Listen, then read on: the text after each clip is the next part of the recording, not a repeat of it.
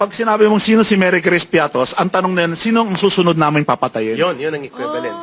Pinatay nila So si yan ano. ang chances na pag-reveal itong listahan na gusto Correct. nilang mangyari, baka mabaril, mapatay, and they will claim. And magyayabang pa sila na pinatay nila. Iyaan ba ay lalong lalakas ang puwersa ng NPA Yes.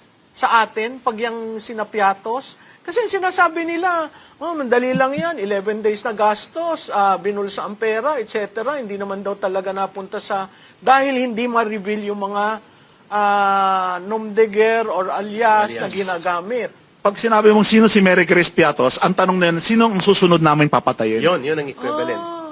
Yun ang equivalent. Nakakatakot naman pala yan. Tama. Hindi po mag-survive ang Pilipinas at ang gobyerno nito at walang gobyerno at lipunan na mag-survive kung wala siyang intelligence programs at confidential projects. Kaya very successful ang bansang Israel sa kanyang military operations kasi they spend much for confidential fund, for agents na nagre-recruit yan pati sa kalaban. Kaya nanalo yan sa 6 days war Kasi pati mga general ng Air Force ng Egypt, ubos recruit. Binibili nila yan at binabayaran. At ganyan po ang kalakaran. Kaya may Mary Grace Piatos yan, may mga pangalan na alias yan kasi bumibili ng impormasyon.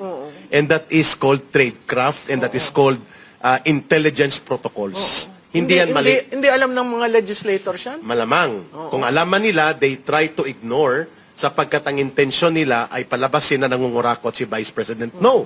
Using alias and using the codes ay hindi indication ng corruption. For as long as ang Commission on Audit ay nakakakita na justified and valid at supported by existing projects ang mga expenditure sa confidential fund, yan ay tama. Okay.